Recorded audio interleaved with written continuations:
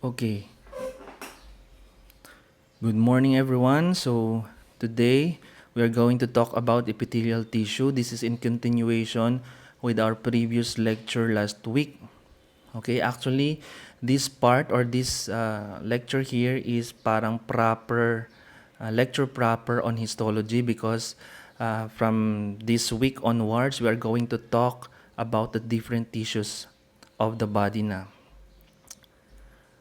Okay, so for our learning objectives, at the end of this lecture, you need to be able to know the characteristic features of epithelial cells, know the different specializations of the apical cell surface, compare the types of epithelia, know the mechanisms of transport across epithelia and its renewal. And again, yun yung coverage natin. Okay, so remember that the structure and function of multicellular organisms such as yung animals and human beings tayo, no, is dependent on the interaction of cells and tissues. So remember that at the chemical levels, yung mga DNA natin, will form the cells. Okay, at the cellular level, magko-combine naman yung cells into group of cells to become the tissue, and then eventually magiging organs and organ systems which will perform the basic life functions in an organism such as the human being or the human body. And despite its complexity, actually the human body is composed of 4 basic types of tissues. What are these? So we have the nervous tissue, epithelial, muscle, and connective tissue. Remember, these cells and these tissues are actually dependent on the amount or the morphology of each cell and the amount of the extracellular matrix. Pag sinabi nating extracellular matrix, ito yung mga supporting structure surrounding the cells. Okay, so we have the 4 basic types of tissues. We have nervous, epithelial, muscle, connective tissue. We're going to talk them briefly lang in this slide. No? Pag sinabi nating nervous tissue, usually the cells composing your nervous tissue are elongated cells with extremely fine processes. So, fine yung processes nila because these are important in your nerve impulses. And again, they have the least amount of your extracellular matrix. And your epithelial cells naman, these are aggregated polyhedral cells. So they are variable in morphology. Madaming shapes sila and madaming sizes. And also, they have small amount of extracellular matrix. So, predominantly, yung extracellular matrix nila, ito yung basal membrane natin, no? And they usually line the surface of body cavities and glandular secretion. And also your muscle, yun mga contractile. The characteristic feature of your muscle is that they are contractile, composed of contractile cells and moderate amount of extracellular matrix. And again, for body movement, since they are contractile tissues. And then connective tissues, several types of fixed and wandering cells. Remember, the blood cells are included under connective tissue. Later naman, madidiscuss natin yan in our next lectures. And then, the extracellular matrix for connective tissues, abundant in amount. Okay, and again, they support and produce other types of organs. Okay, they support and production of components of other tissues and organs. Okay, but ang pag-uusapan natin is all about epithelium muna. Okay, so epithelium, plural form is epithelia. What is an epithelium? Okay, so an epithelium is a tissue in which the cells are bound tightly together structurally and functionally to form a sheet-like tubular structure. Okay, sheet-like or tubular structure with little extracellular matrix or material between the cells. Okay, so in another definition, one or more layer of cells that cover the outer surface of the body. Have a nice day daw. Of the body or line the luminal surfaces of tubular structures and cavities of the body. Okay, so ito yung layers natin, one or more layers. Actually, itong picture na to, these are just simple layer kasi isang layer lang siya. Later, we are going to discuss each according to the layers, no, the number of layers, complexity.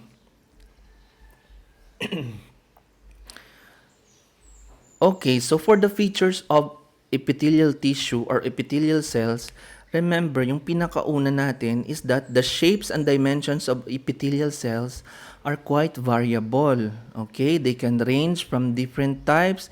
They can range from tall columnar, okay, to cuboidal and then squamous cells. So, variable yung forms nila.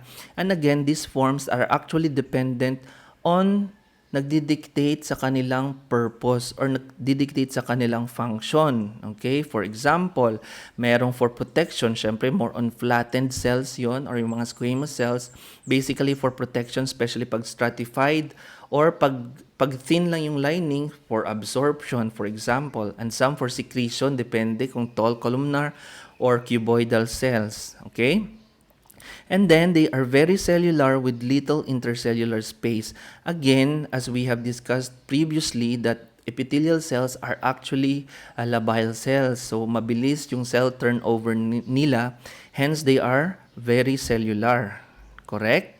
And again, they are avascular. Okay? Pag sinabing avascular, wala silang blood vessels sa epithelial lining itself. So where does the epithelium derive its energy or its nutrients? Again, from the connective tissue beneath the basement membrane. Nandoon yung mga capillaries natin to bring out the nutrients and oxygen to both the tissues. Okay? So usually avascular sila ha. Again, ito yun no. So this is the basement membrane and these are your blood vessels or capillaries. So wala sila. So dito nagde-derive ng nutrients ang ating mga epithelial cells from the nearby capillaries present in the subjacent connective tissue. And again, the cells rest on a basement membrane material. So itong red na to around this sheet-like structure here, itong red and even yung vessel natin, yung red, these are your basement membranes. So yun yung characteristic features ng epithelial cells natin or epithelia natin ha. And again, the epithelial cells show polarity. Pag sinabi natin polarity, ibig sabihin, the organelles and membrane proteins are distributed unevenly within the cell. So some of the cells are actually basally oriented yung nuclei nila. So makita na polarized yung mga cells natin. So that's how we mean by polarity. These are, or the organelles and membrane proteins are distributed unevenly within the cell. Okay? Tapos, they are resting on a basement membrane. And then, cells may display surface modifications. Later, we're going to discuss. So, usually, the surface modifications are seen on the apical surface of your epithelial cells. So, again, ito yung basement membrane, ibig sabihin sa pinakababa, okay, this is the lateral surface of the cell, and this is the apical surface of the cell. Lahat ng mga surface modifications are seen at the apical portion of the epithelial cell. Later, we are going to discuss one by one, okay?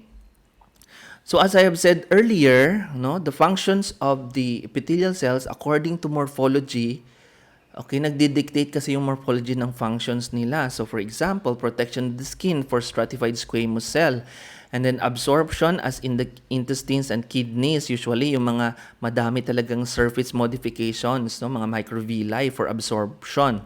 Secretion naman in the form of glands or glandular epithelium for exchange. Again, for the exchange of water and ion sa kidneys, and contractility. Remember, not just yung mga muscle natin, yung may contractile functions, but also some of our epithelial cells, or ito yung tinatawag nating myoepithelial cells.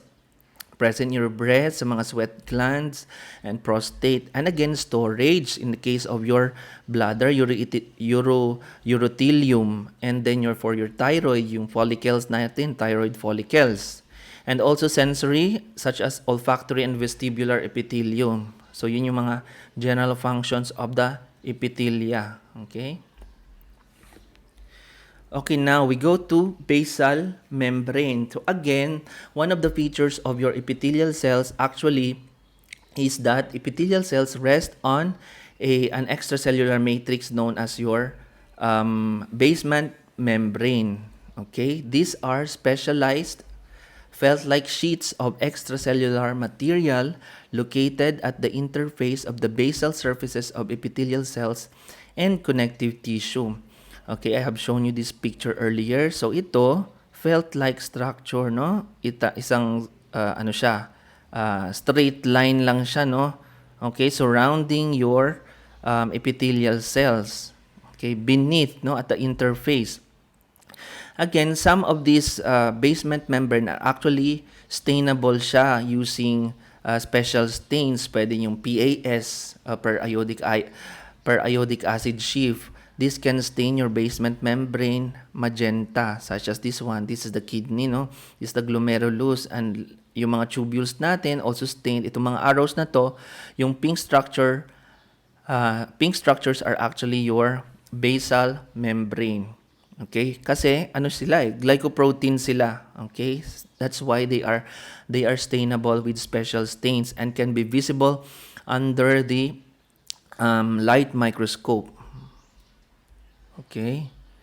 So, yung basal lamina, actually the terms basal lamina and basement membrane, sometimes they are used indiscriminately or nai-interchange sila. But for the sake of this discussion, basal lamina actually denotes the extracellular epithelial layer usually seen ultrastructurally. Ibig sabihin, makikita natin siya under the electron microscope. This is in contrast with your basement membrane, as I have said, na pwede nating makita under light microscope. So sila yung structure, the entire structure below the epithelium, which is visible under the light microscope, as I have said earlier, that can be stained by special stains such as your PAS. Okay?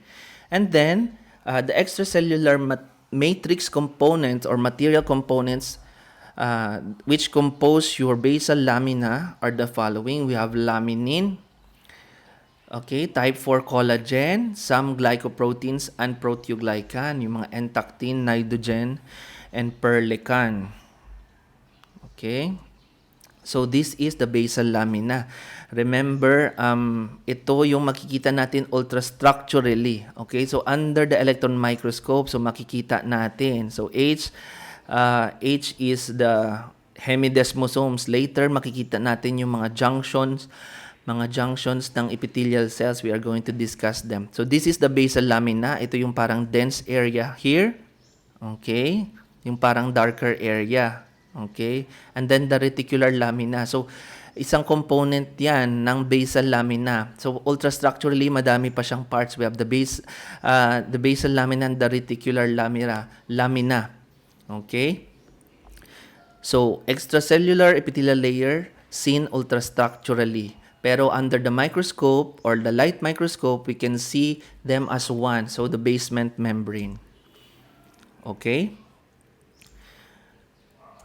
Again, yung basal lamina natin has different functions, or yung basement membrane natin has different functions. So it provides structural support and polarity to epithelial cells. Remember, as I have seen, when we say polarity and even yung distribution ng membrane proteins and even yung distribution ng ating mga proteins and the nucleus, okay? And usually kasi dun sila naka-anchor beneath or near the basement membrane.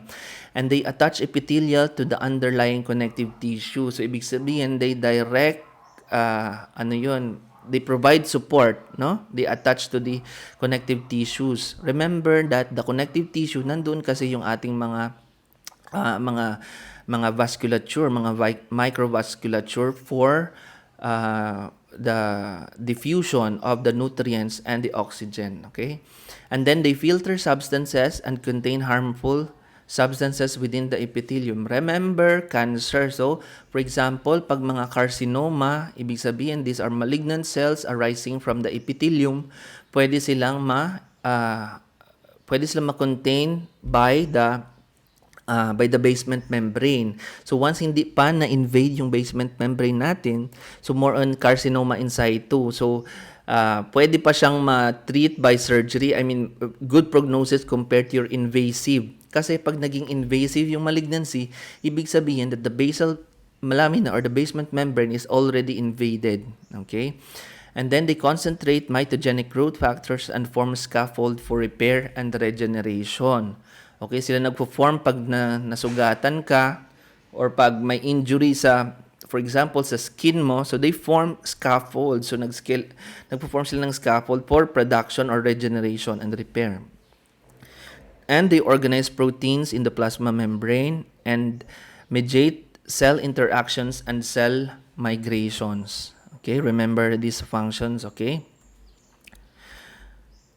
Okay, so remember that several membrane-associated structures provide adhesion and communication between the cells. Remember that epithelial cells, sila yung may prominent actually na mga cell-cell interactions or intercellular adhesions and other junctions. So remember, epithelial cells adhere strongly to neighboring cells and basal lamina. And again, ito especially the cuboidal and columnar epithelial cells have major types of intercellular junctional complexes for cell-cell interaction. Okay, some of them are actually communication junctions. Some are anchoring junction or for support of each epithelial cell. Kasi one of the features of epithelial cells is that they are strongly adherent to one another. So gatapikay sila ya, okay? Yon, by way of your adhesion, intercellular adhesion and other junctions.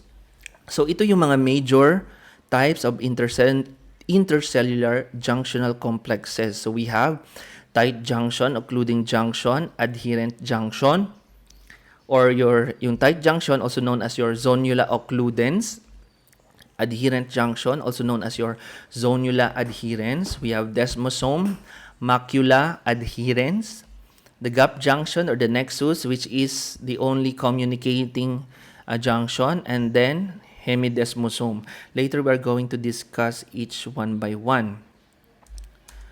Okay, so this is a picture of your tall columnar cells. Columnar cells siya kasi it is taller than wide. Okay, so this one here, pinakita ang the inside of the cell, no? Okay, ini-strip off yung yung contents, no? So itong cell na to, this is one cell, another cell, half of the cell para makita yung connection, and another cell. Okay, so yung mga intercellular adhesions natin are the following. We have tight junctions, adherence junctions, we have gap junction, hemidesmosome, amdesmosome.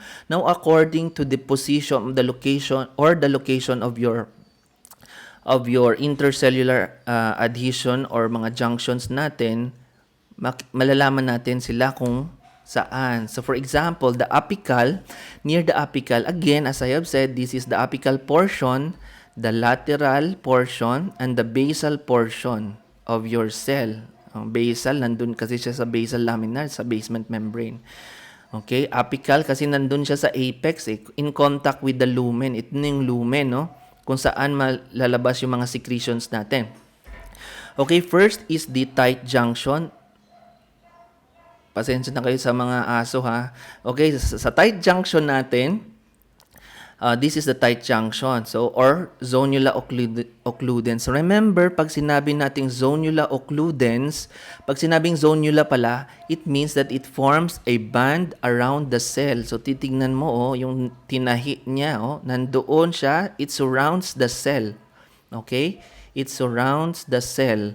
So, same din yun sa adherent junction mo. Adherence junction, it surrounds the cell pag zonula. Okay? So, So, ano yung tight junction? So, ang ginagawa ng tight junction, ano yan? It creates a seal para ah, yung cell-cell interaction ay through transcellular transport or transport ng materials is papasok talaga siya sa cell. Okay? Transcellular transport. Hindi siya makapasok via paracellular or sa gilid kasi tight junction eh. And it also concentrates or it also contains the membrane proteins mainly sa apical portion. Hindi siya pupunta dito sa gilid kasi hugot siya da eh. Ginkuga siya da banda sa iyang liog. So, hindi makapasok yung mga membrane proteins from the apical portion towards the basolateral. Okay? So, that's the function of your occluding junction. Pag tight junction, ginkuga siya sa liog. Okay? And then next is your adherence or zonula adherence. This is usually immediately below your zonula occludens. Okay? And again, ito, anchoring junction yung mga sila. Anchoring. Meow, meow. Anchor. It anchors to the nearby cell. Okay? So, yun. Sila yung mga anchoring junction including your desmosome and hemidesmosome. So, tandaan nyo yan. Alin dito yung occluding junction. Alin yung anchoring junctions. Alin yung communicating junctions. Later, next slide, I'm going to show you the principal proteins involved in each of these junctions. Okay, that's adherence junction, one of the anchoring junctions of the cell. And again, sa lateral surface, okay, we have the desmosome and the gap junction. Pag sinabi kasi nating macula, spot, only a spot in the cell, okay, isang part lang siya, hindi siya nagakuga, hindi siya zonula. Okay, so desmosome and gap junction. So usually desmosomes, these are hindi siya belt around the cell, no? Okay, parang disc shape siya, which also forms or which also anchors your cell from the nearby cells. Okay, later I'm going to show you again the predominant proteins involved. Okay, yung gap junction naman, instead of anchoring siya, this is a junction which is responsible for cell-cell communication. Okay? Doon nare-release yung mga yung communication ng cell, hindi siya for the communication via pag-release ng mga structures, ano tawag dito? For proteins, hindi siya adhesion, okay? For communication siya ng cells, mag-release siya ng mga substances in order for the cell to communicate. So, via mga proteins dyan, mga intercellular proteins that can communicate from one cell to the other. Okay, hindi siya, remember ito ha, hindi siya anchoring junction for structural support. Okay? And lastly, your basal or hemidesmosome, okay, these are your anchoring junctions. It anchors the cell into the basal portion or the basal lamina. Okay? So, remember that one. Baka lalabas yan sa exam. Okay? Okay, so ito yung mga, this is a summary of your major epithelial cell junctions, its features, and its functions. Okay? So again, tight junction and zonula or adherent junction, these are zonula. Ibig sabihin, they are belt-like surrounding the cell. So for tight junction, the major proteins include occludins, claudins. Okay, si claudin nandyan. ZO protein or zonula occludens proteins. Again, the cytoskeletal components are your actin filaments. Ito, seals adjacent cells and controls passage of molecules. They separate the apical and basolateral membrane domains. So again, it concentrates or it contain only the proteins at the apical portion na hindi siya pupunta sa basolateral membrane. So ginakuga niya yung cell. So medical significance niyan in certain cases na mayroong abnormalities in the claudin or in the major proteins in your tight junction, pwede kang magkaroon ng neurologic disorders. Now, for zonula adherence naman or the adherent junction, the major proteins are your E-cadherin and the catenin complex. So, remember that one. Again, actin filament kasi anchoring ito. So, occluding junction, this is anchoring junction. Itong tatlo na to in the middle, these are your anchoring junctions. This is a communicating junction. This is an occluding junction.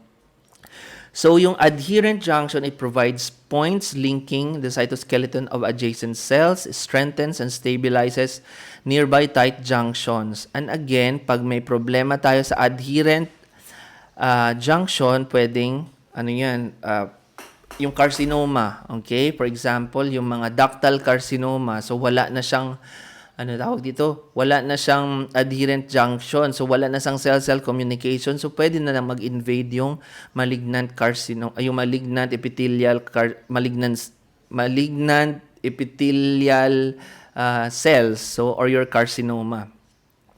So, next is your desmosome. Aside from the E-cadherin, actually, meron siyang desmoglins and desmocholine. Okay, intermediate filaments, keratin, yung cytoskeleton niya, it provides point of intermediate filament coupling, strengthening of the tissue. Again, lahat ng mga anchoring actually for the support and strengthening of the tissue. Such as that in cases na merong involvement of the major proteins composing your desmosomes, pwede ka magka-blistering disorders or skin diseases. Such as yung mga bullous pemphigoid, pemphigus vulgaris. So, same sila ng hemidesmosomes. However, tandaan nyo itong major protein ng hemidesmosomes, integrins, yung predominant proteins niya. And again, since this is an anchoring junction, so ibig sabihin, support siya ng epithelial cells or ng epithelial tissues. The last one is your gap junction or the nexus, or it is the only communicating junction. Okay, the major component is your connexin. So, wala siyang cytoskeletal component kasi it functions in the cell-cell communication. Ayun, transfer. So, ito yung communication natin. Mag-transport siya ng mga molecules between the cells, no? Okay, and ions from one cell to another. So, it's more on communication. Wala siyang cytoskeletal components kasi hindi man siya anchoring. It's more on the communication between the cells. And problems with connexins can result to deafness and peripheral neuropathy. So, guys, alamin nyo yung mga junctions na to, ha? Okay, again, as we have mentioned earlier, that epithelial cells, one of the features of epithelial cells or epithelial tissues is that some epithelial cells such as the cuboidal and columnar cells, meron silang specializations at the apical surfaces. Okay? So, usually found at the apical ends of tall and cuboidal cells facing the lumen. Okay, and it functions to increase the apical surface area for absorption or to move substances along the epithelial surfaces. So, ito yung itsura natin kanina, no? Again, this is the apex, the apical portion. Dito yung lumen, no? Dito yung basement membrane or the basal lamina. So, apical surface of the cell, this is the lateral and this is the basal surface.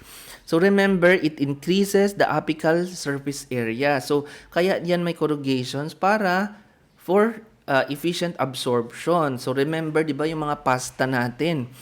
Di ba yung spaghetti, pag flat lang siya, hindi mo malasahan din yung sauce kasi flat lang siya, hindi malaki yung surface area natin. Whereas, pag iutod-utod mo siya into strands, mas madami, mas nami, kay may increase yung surface area. And other pasta actually, like your spaghettini, ano pa ba? Linguine, fettuccine, penne, bellissima, di ba?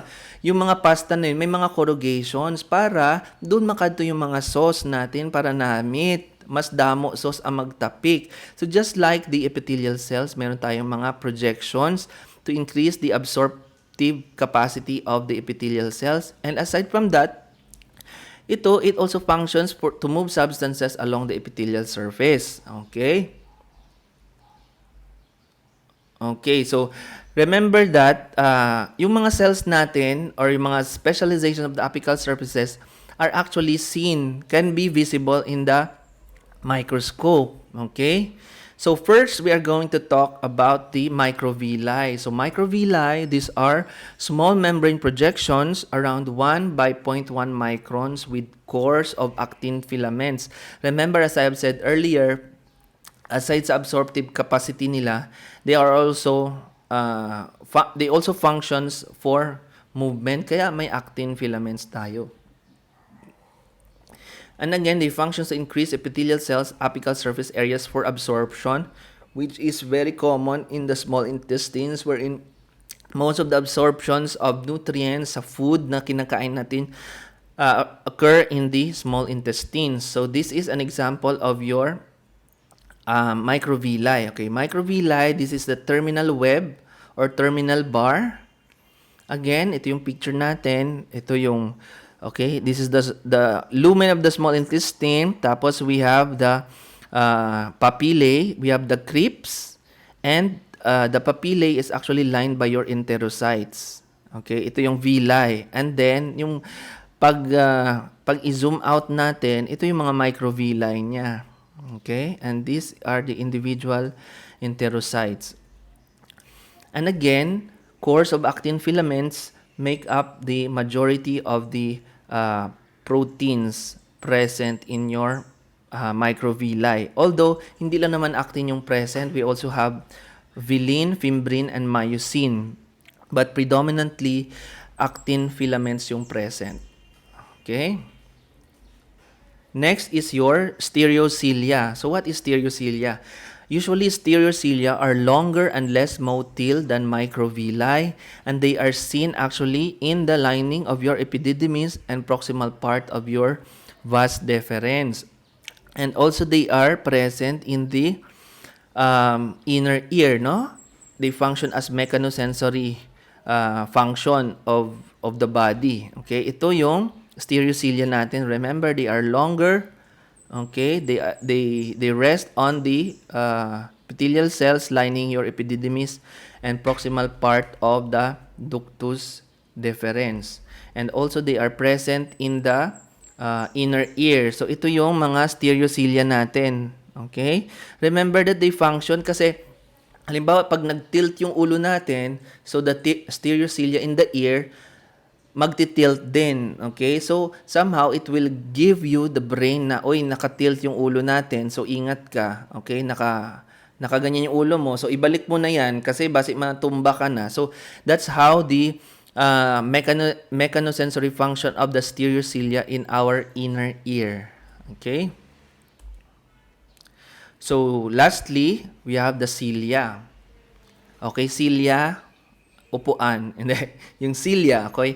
Okay, these are long projecting structures that are larger than your microvilli. And again, tandaan nyo ito each cilium consists of 9 microtubular doublets around 2 central microtubules. So yung configuration ng cilium natin or ng microtubule arrangement is 9 plus 2. 9 sa labas, okay, and 2 sa gitna. And this arrangement is also known as the axoneme. So, ito yung schematic diagram natin. Yung 9 na yon, doublets, microtubular doublets, this one, no? A and B. So, microtubular doublets, ito yung mga dinane arms yan. Okay? Ito yung spokes sa iyong central microtubule. So, 9 yan na doublets. 1, 2, 3, 4, 5, 6, 7, 8, 9 surrounding a central microtubule. So, this configuration is also known as the axoneme. So, depende sa configuration axoneme, doon mag-change yung shape or yung movement ng cilia natin. Okay? So, remember that, guys, yung cilia natin. And again, several mutations pwedeng mangyari sa cilia natin. So, remember that the cilia is present in the epithelial cells lining the respiratory tract. So, as I have said, pag may mga mutations in the axoneme configuration, for example, sa dinane arms or lahat ng composed sa microtubule ng cilia mo, pwede kang magkakaroon ng Carter-Jenner syndrome. Ano yung Carter-Jenner syndrome? So, ano yun, nagiging motile, or hindi lang sa cilia, pati sa flagella, no? Nagiging motile ang sperm cell natin. Kaya magkakaroon ka ng male infertility. And usually in Carter-Jenner syndrome, magkakaroon ka ng respiratory infection. Bakit? Kasi wala na tayong, hindi na nag-move yung cilia or dysfunctional yung cilia mo. Hence, hindi siya, wala na siyang cleansing power, hindi na niya ma-sweep off lahat ng mga obnoxious components na nai-inhale natin. Therefore, the person with Carter-Jenner syndrome is prone to chronic respiratory infections, repeated infections. Okay? Yan, this is an example of your epithelial cell, columnar epithelial cell that is ciliated. So, ito yung mga cilia natin. Okay, itong mga darker na to, itong G, these are your goblet cells which secretes your mucus. Okay, it will trap the whatever yun, and it also serves as lubrication. Okay, ito yung mga cells natin, nucleus, no? They appear as multi-layer but actually they are pseudostratified. Akala mo lang multi-layer sa, but actually unicellular lang yan. It's just the position of the nucleus that make it appear na multiple siya or multiple layers. Again, this is the electron micrograph of your cilia. Okay, this is the cilia, microvilli yan. And again, this is the cross-section. Nakita niyo yung axonym, no? The configuration, 9+2 configuration. 9 around doublets, 9 doublets around the central microtubules. Okay. And again, types of epithelia. So, tapos na tayo dun sa specialization. Now, we go on to the types of epithelia. Remember that epithelial cells or epithelia can be divided into two main groups. We have the lining epithelia or the covering epithelia and the secretory or glandular epithelia. Remember, arbitrary lang ito kasi these groups can overlap actually. Merong mga lining epithelia na nagsisecrete din, such as your lining of the stomach or yung glandular cells na nagiging lining cells din, such as your mucous cells in the trachea or in the intestines. So, but for the sake of discussion, dalawa yung main groups natin, lining and secretory. And here are the common types of lining epithelium or covering epithelia. So, later we are going to discuss them one by one. So, pag sinabing simple lang, one layer of cells. Okay? Simple lang yung makeup niya. Okay? Isang layer lang. Okay? So, can be whether squamous, cuboidal, or columnar. So, again, these are the functions. Okay? Basahin nyo na lang. And then pseudostratified, okay, simple, pseudostratified, layers of cells with nuclei at different levels. As I have said earlier, di ba? Yung pseudostratified na may kasamang goblet cells in your respiratory tract.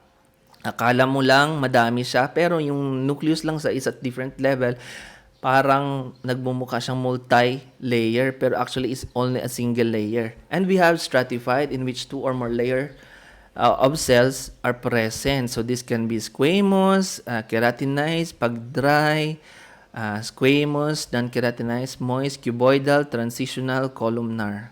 Okay, and again, here are the kung saan sila present and the main functions. Alright, so we go one by one. Again, for simple squamous epithelium, simple, ibig sabihin one layer. Squamous, the type of tissue, ibig sabihin, ano siya, flattened, thin. Okay? So, single layer of thin cells, cell nuclei are the thickest and most visible structure. So, that's why, pag nakita mo, ito yung schematic diagram, flattened lang siya, isang layer. So, since flattened siya, isang layer, most of its function is actually for absorption, no? Okay, so, present siya sa vessels. Okay, remember, nagdi-diffuse yung ano natin, yung mga nutrients, yung oxygen and other nutrients sa vessel. Kaya simple squamous, no? And cavities, loop of Henle and mesothelium and inner cornea. Okay? Mesothelium. Again, thickest siya, no? Kasi thin yung cytoplasm niya, medyo nagbabulge yung nucleus natin. But, again, single layer lang siya. Okay, remember that, guys. Again, we go to Next, simple cuboidal epithelium.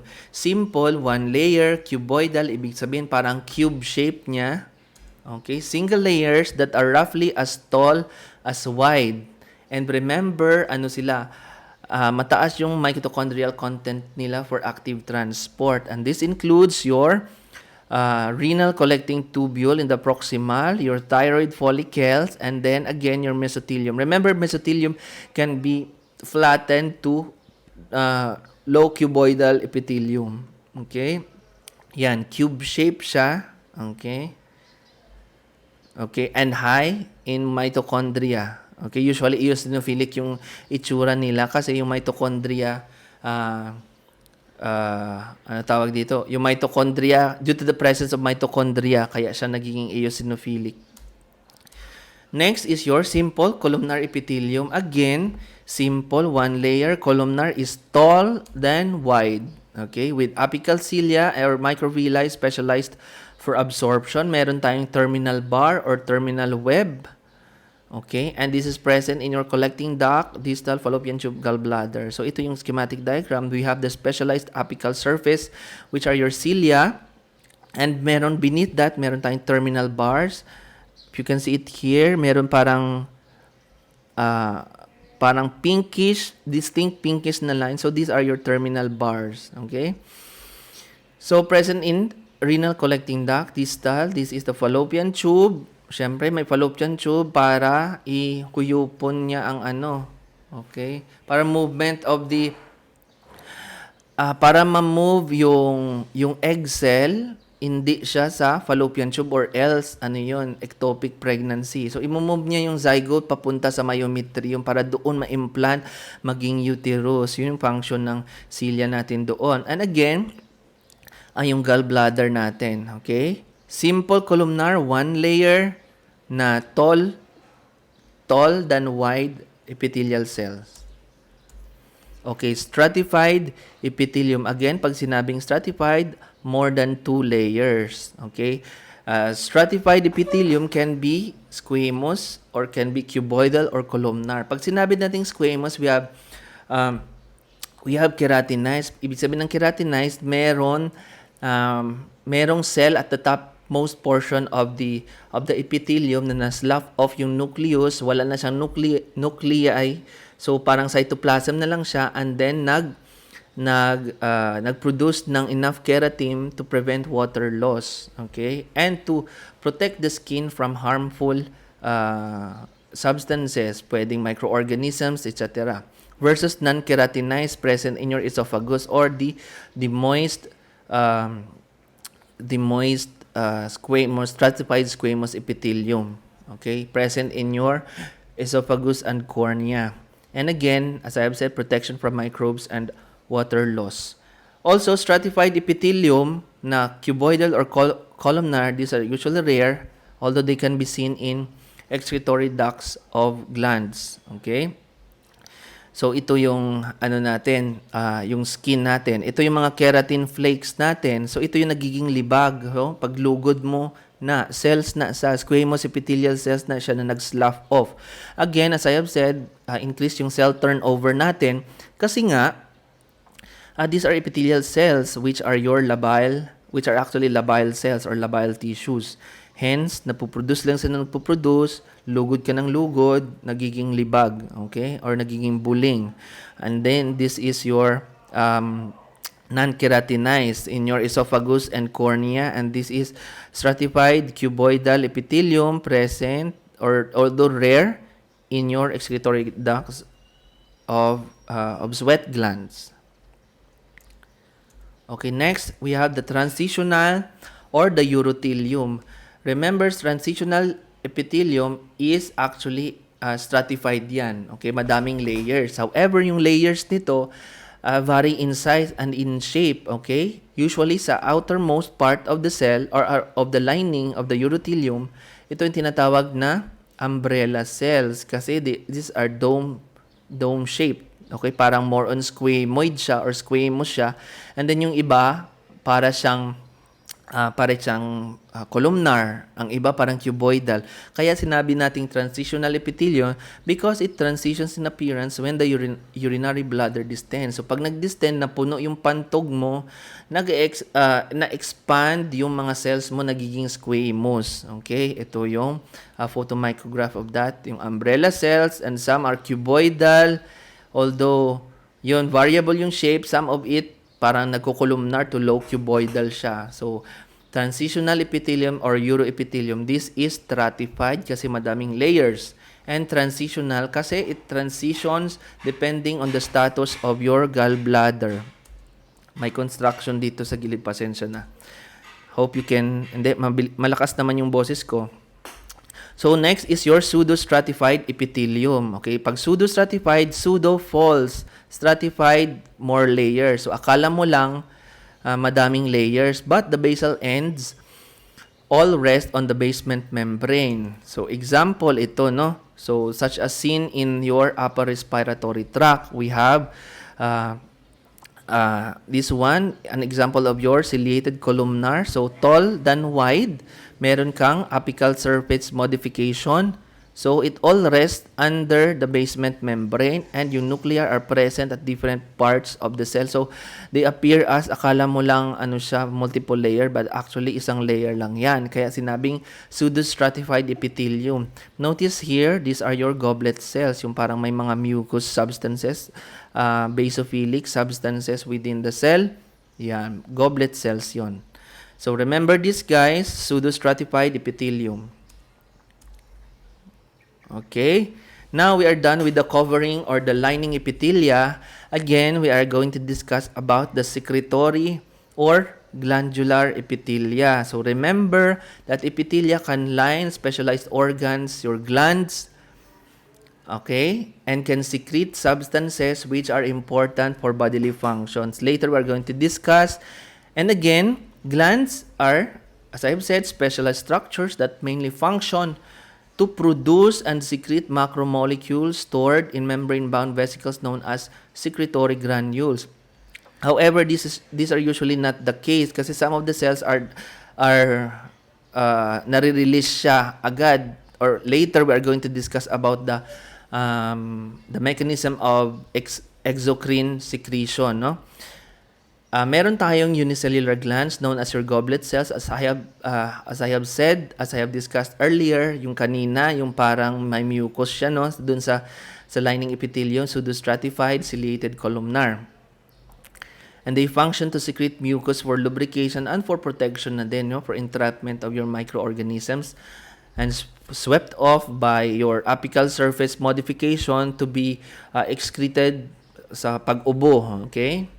And we have two types of glands, no? We have the exocrine and the endocrine. Pag sinabi nating exocrine gland, so usually meron tayong duct. Yun lang yung pinagkaiba nila. And usually sa exocrine glands, the secretions are present or the secretions are secreted near the tissue, okay? Or near or in close proximity to the glands itself. In contrast, your exocrine, endocrine glands are ductless. Kasi during development, yung mga endocrine cells, they form cords and they form lobules and then na-obliterate yung ducts natin, kaya wala na siyang ducts. However, yung secretions nila by way of your hormonal products are transported directly to the blood via the blood vessels or the capillaries. Okay? So, ito yung sinasabi nating goblet cell kanina is a form of unicellular gland. Ito yung secretory granules na release niya. Remember, mucoid sila. Okay? Mucinogens yung present, yung component noon. So, ito yung goblet cells, a form of unicellular glands. And again, as I have discussed earlier, ito yung exocrine glands, meron siyang duct, and yung endocrine glands, wala siyang duct, na obliterate yung supposedly na mag-form into ducts. Okay? Directly nasi-secrete yung hormonal products ng endocrine cells or endocrine glands directly into the circulation. And then the target organs actually are distant, na kung saan meron silang mga receptors for the products or for the hormones secreted by your endocrine glands. Okay, I want you to direct to this picture here. So we have the exocrine gland. Remember, merong ibang kulay, no? Merong parang lilac ba to? And then yung parang orange, yellow-orange. So yung glands natin has two portion. We have the conducting portion and the secretory portion. Yung conducting portion kung saan dadaloy yung secretion. Okay? Pero yung nagpo-produce ng secretion is the secretory part of the exocrine gland. So ito yung secretory portion and this is the ductal portion. So dalawa. Important ito for further classification ng ating glands according to morphology and structure. Okay, for exocrine glands, again, as I have said earlier, ito yung itsura niya. So we have the duct, okay, and then we have the secretory portion. Yung secretory portion, ito yung mga acini. And then some exocrine glands are actually in lobules separated by your stroma or your septum. May mga fibrous layer surrounding each to become lobule within the lobe. Okay, within the lobe, merong isang lobe, tapos merong mga malilit na lobules. And again, as a higher magnification, ito yung secretory vesicle natin. Ito yung glands natin. As I have said earlier, we have secretory portion and we have the conducting portion. Ito yung secretory portion, nagpo-produce mismo ng mga secretory vesicles, mga membrane-bound vesicles. Itong ductal, ito yung passageway towards the area kung saan marirelease yung secretions natin. Again, ang sinabi ko, this can be classified according to structure of the secretory and the ductal portion or the conducting portion of the gland. Remember that glands can be simple or compound depende sa structure ng ducts natin. Itong ducts, itong yellow. Pag simple siya, ibig sabihin wala siyang branch. Simple, isa lang. Okay? Isang branch lang siya or isang branch lang siya, hindi na siya nagba-branch out. Pag sinabing compound, itong ducts na itong yellow part, mas madami pa siyang yellow part. So, compound yan. And then, secretory portion naman can be, according to the structure no morphology, can be tubular. Okay? Pag tubular, pahaba. Pag acinar, parang sac-like. Or pwedeng tubulo-acinar. Meron siyang parang tubular na pahaba. At the same time, meron siyang sac-like structure at the distal part of the gland. Okay? So, very clear yan na. So, sa picture, ito. Okay? So, pag sinabi nating simple glands, ito yung ducts natin sa conducting portion. Pag isang layer lang siya, okay, this one, isang layer. Itong yellow lang kasi ito yung basihan natin kung simple or compound. Pag isang branch lang siya, ductal portion, isang branch. So these are actually simple glands. Irregardless kung yung secretory portion mo nagbabranch na or nagko-coil, etc. But we are not, hindi tayo concerned doon as far as simple and compound or the structure of the glands is concerned. So, only sa ductal tayo titingin kung simple or compound. Okay, so, ito yung mga structure natin ng secretory portion. This can be tubular, pahaba lang siya. Pwedeng branch tubular, madaming branches na elongated lang siya. Or pwedeng coiled, okay, such as your sweat glands. You can see it here. You just read on that. And we have acinar, para siyang sac-like, no? And then branch acinar. Okay? And then, again, pag sinabi natin compound, yung ducts, yung ini-involve natin doon. Yung duct, yung ibig sabihin natin. O, itong duct na itong yellow portion, nag-branch out na siya. O, madami na siyang branch. So, that means it's compound. Okay, correct? Okay, sige. Very, clear yun na. And again, we have yung mga multicellular glands natin as different mechanisms for the releasing of their products. We have 3 types. So, merocrine, holocrine, apocrine. So, each one has different mechanism. So, first is merocrine. Merocrine is the most common method in which, anong nangyayari? Membrane-bound vesicles, okay, yung proteins and glycoproteins are present. So doon nasisikret yung doon nako-contain yung products natin, and then can be either divided into serous and mucus or sometimes mixed seromucinous. Remember guys na later we are going to discuss yung pinagkaiba ng serous and mucus secretion. Next is the holocrine. Holocrine, in which the cells accumulate products as they mature and undergo terminal cell differentiation. Tandaan nyo ito, that there is cell disruption with the release of the product and cell debris into the gland lumen. So, ibig sabihin, once na-secrete yung substances, kasama nade-degrade or nadi-disintegrate ang cells mo na nag-secrete noon. So, parang kumbaga suicide bomber siya. So, pag nag-release siya, kasama siya doon sa secretion such as your sebaceous gland. So, yung mga oil natin sa mukha, yun, may cells doon. Merong sebaceous cells doon na kasama sa ating mga sebum. Lastly is your apocrine, in which the products accumulate with the apical end, and a portion excluded include your meron kang cytoplasm and part of the plasma membrane, pero hindi na disintegrate yung cells mo kagaya ng holocrine. An example of this is your mammary gland. Okay? So, for the sake of clarity, ito yung picture natin. Again, this is merocrine gland, the most common method in which the products or the secretory products are bound in membrane by exocytosis. Marirelease siya, no? Bam, lalabas siya ngayon. So, yung secretory content sa ducts mo. So, that's merocrine. So, that can be, depending on the cell, serous, mucus, or seromucinous. This is holocrine, an example of which is your sebaceous gland. Remember, yan, there is disintegration of the cells with contents becoming the secretion. So, yung mga cells na disintegrate kasama sa paglabas ng secretion mo. Okay? And lastly is your apocrine gland, in which there is pinching. Okay? A portion of the cytoplasm and the cell membrane is actually secreted kasama yung secretions mo. Pero the cells remain intact. Okay? So, very clear? Aralin nyo yan, ha? Okay. Next is your holocrine secretion in sebaceous gland. So, this is the picture lang ng ating sebaceous gland. So, remember, as you can see it here, a portion dito sa may near the duct. Okay, nakikita natin na some of the glands, some of the cells are actually disintegrating. So, a portion of that, lalabas siya as secretion.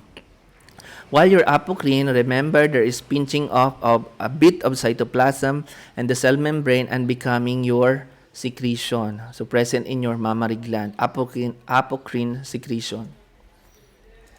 Okay, and then last is your merocrine secretion, can either be divided into two. We have basically major divided into two, serous cells and mucous cells. Although, some of the cells, pwede siyang maging mix or seromucinous. Pag sinabi nating serous, usually the cells have well-developed RER and Golgi complexes, and they synthesize proteins mostly non-glycosylated, or ito yung mga digestive enzymes. And then therefore they intensely stain. Okay? Usually eosinophilic sila. An example of your serous cells are your acini of the pancreas and the parotid. Next is your mucus. They synthesize mostly glycosylated proteins or your mucin or yung mga mucinogens natin.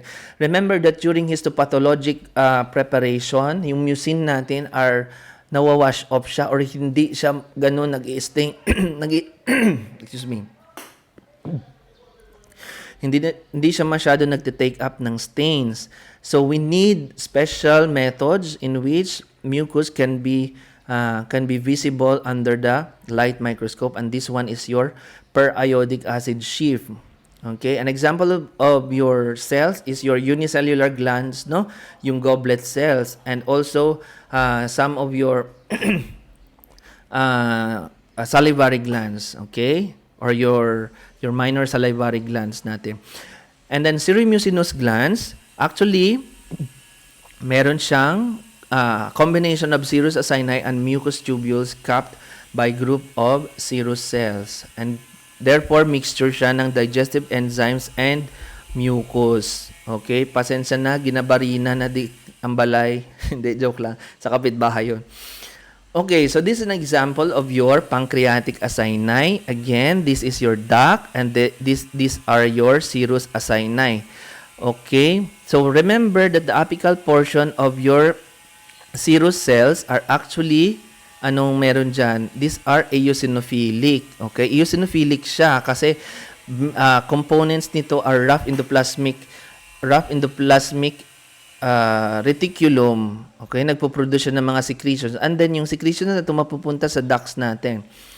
Okay, and these are your secretory granules, yung RER, and this is the lumen. So yun na. So, these are your mucous cells. Remember, as I have said, during histologic staining, medyo in the histologic processing, they appear light. They appear light, basophilic yung itsura niya, and then this is the lumen nyo. Sa gitna. And then they stain with special stains such as your PAS. And also, we have the seromucinous such as your submandibular. We have the serous demilune. May composition siya ng mucous cells, itong lightly stained areas. And then yung eosinophilic serous cells. So, they combine or they secrete secretions na watery and at the same time mucoid. Okay?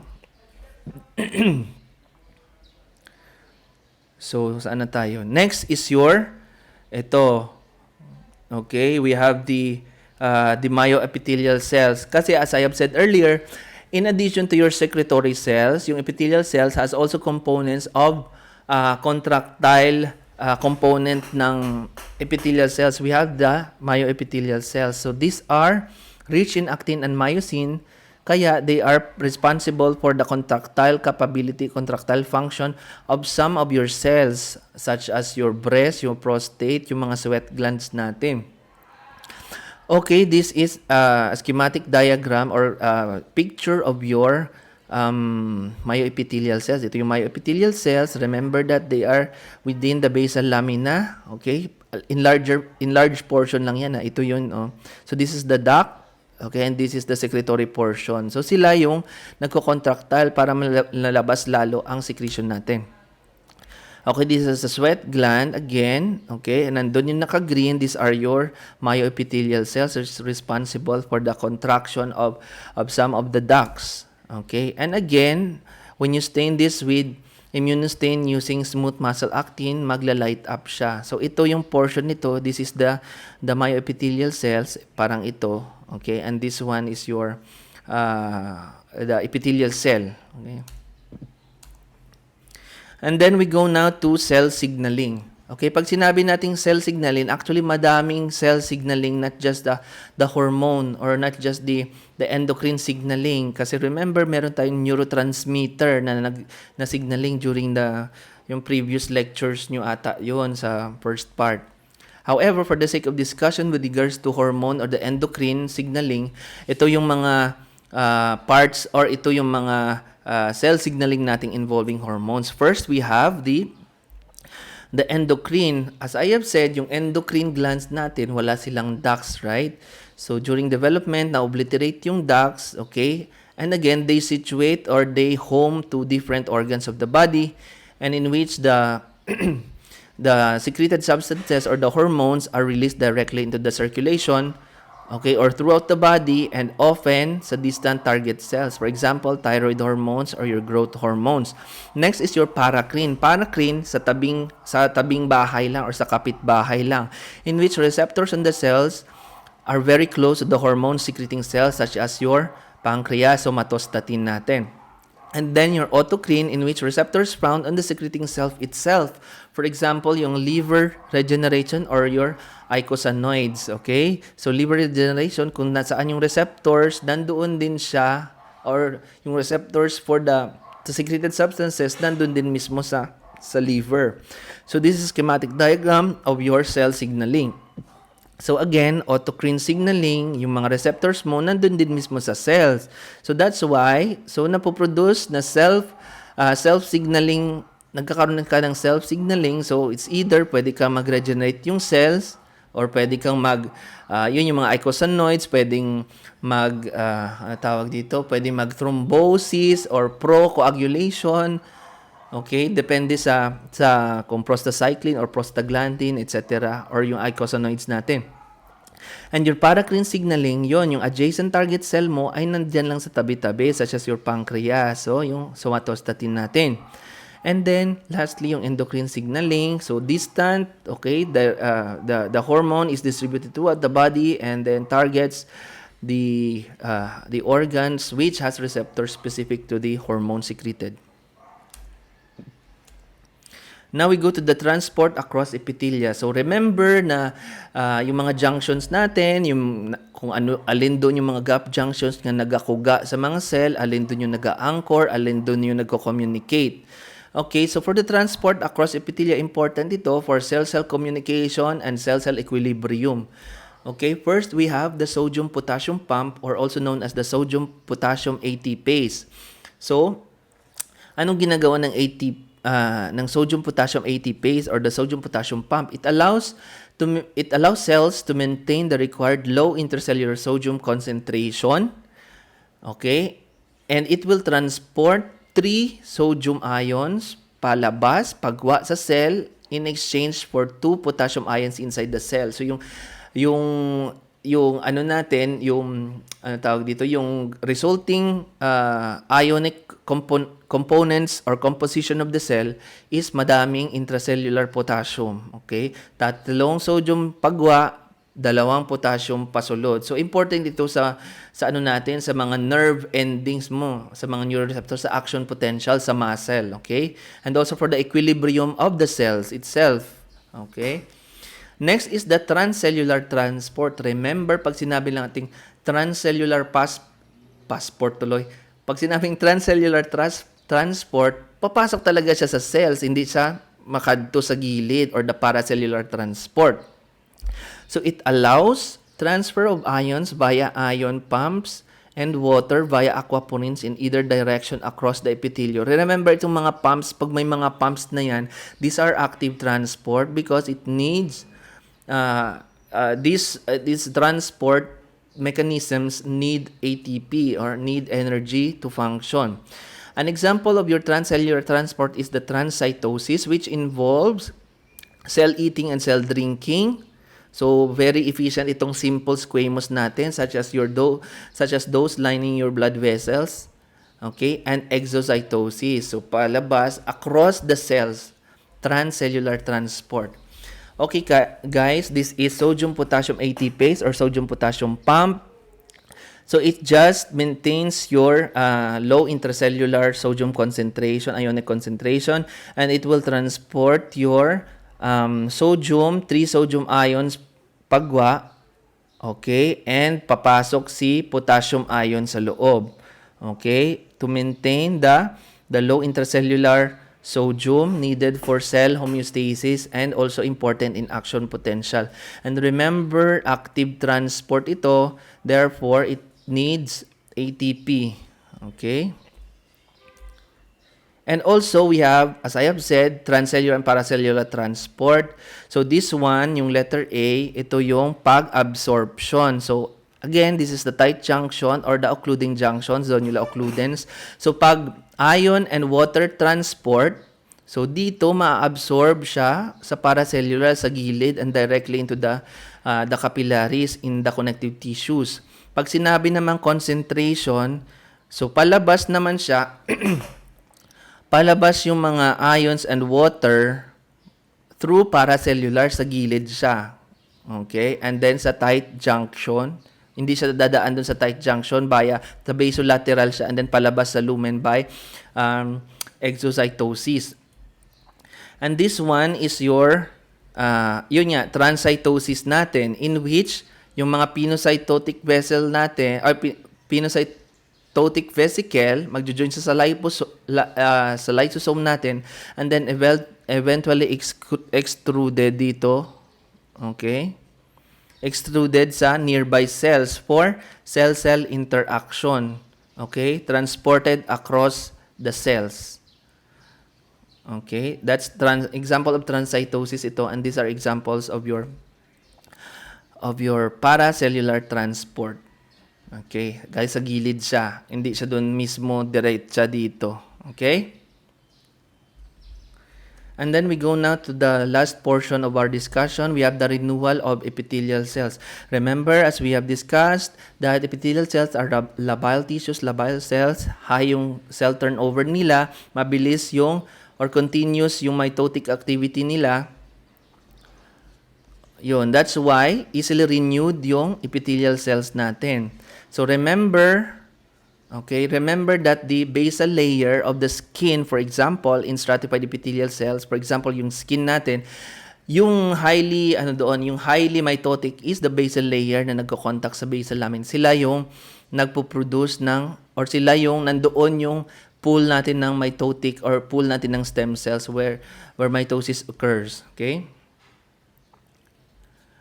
Okay, in some functionally complex epithelial stem cells are located only in restricted niches among or in some distance from the transient amplifying cells and differentiating cells. So again, epithelia are normally capable of rapid repair and replacement of apoptotic or damaged cells. So such as your liver, which is also a stable, although siya lang yung exception sa lahat ng stable cell in which it can regenerate, okay, to some extent. Okay, so we have different terms with regards to renewal or growth or proliferation of epithelial cells. When we say hyperplasia, this is a controlled proliferation in form of elevated reproduction rate of stem cells and differentiation of cells. Okay, therefore the cells become increase in number or increase in tissue mass. So secondary, for example, in sa mga old age, yung prostate natin, we have benign prostatic hyperplasia or yung mga physiologic hyperplasia. For example, in pregnancy, di ba? Dumadami yung cells or yun, lumalaki yung dodo. Okay? Hyperplasia yon. So, controlled pa yung proliferation yon. So, easily directed pa yon. There also a term known as metaplasia. Ano yung metaplasia? Ibig sabihin, the stem cells are reprogrammed into another type of epithelium. For example, originally columnar cells siya, nagiging squamous metaplasia. Bakit? Depende to sa chronic stress or chronic injury. For example, yung sa lining ng respiratory tract natin, which are columnar cells. Okay? Pag matagal nga nag-smoke or matagal na exposed to pollution, for example, yung pinaka-common culprit dyan is your smoking. Okay? So, chronic smoking, yun, nagiging, hindi hiyang si columnar cells doon. So, gusto ng katawan, ayoko dito, hindi ko kaya to. So, kailangan mag-transform ako into a more tolerable or into a more resistant type of cell, which is your squamous epithelial cell. So, nagkakaroon ka ng squamous epithelia, so nagtatransform siya to adapt it to a more adverse environment. Again, kung halimbawa na itong chronic stimulus natin or chronic obnoxious substance such as smoking is nagiging chronic talaga, hindi na in-stop, so nagiging pag persistent, nagkakaroon tayo ng malignant transformation. So, doon pwede magkukos ng cancer or precancerous state. Pero kasi pag nawala na yung injurious agent, injurious stimulus, it will revert back to the normal kasi irreversible pa itong metaplasia. Ayun yung sinabi ko, when there is persistent insult, nagkakaroon ng dysplasia. Ano yung dysplasia? Disordered na ito compared with your hyperplasia.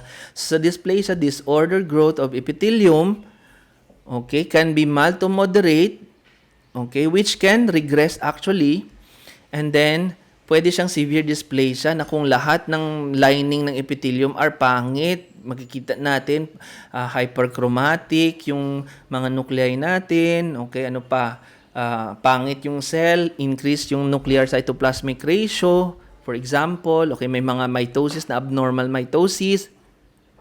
So dysplastic na yon, severe dysplasia, which eventually is a one step away from invasive carcinoma pag na-invade na yung basement membrane natin. Ito yung pinaka-dreadful natin na changes in epithelial cells, malignant tumors of the epithelium carcinoma. Okay? So, ito yung pictures natin. Okay? With regards to the repair or adaptation of the epithelial cells. Again, okay, parang yan. Ito yung normal, no? So, squamous cell ito. So, we have the basal layer na kung saan nandoon yung mga, ano natin, yung mga stem cells, yung proliferative, the basal layer, yung proliferative pool of the cells, of the epithelial cells. Pag hyperplasia, yan, dumadami, yung middle portion. Again, dysplasia, okay, pag yung injury or injurious agent or yung stimulus, inciting stimulus ay nandun pa din, hindi natatanggal. Ayan, nagiging dysplastic na siya. Okay, dysplastic, depende kung severe. Pag severe dysplasia, it involves transmural or involves the entire thickness of the epithelium. So, severe dysplasia. So, parang carcinoma in situ yun. And then, ito yung basement membrane natin. Once it disrupts, so lumabas na siya. This is a form of invasive cancer. Okay? So guys, I think this is my last slide. So prepare for our quiz. Magku-quiz ako dito sa epithelial cells siguro right after ng exam.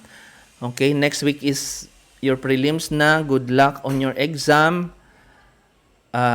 Yun, God bless. Break a leg. Okay? So thank you everyone for listening and good luck on your exams next week. Bye-bye.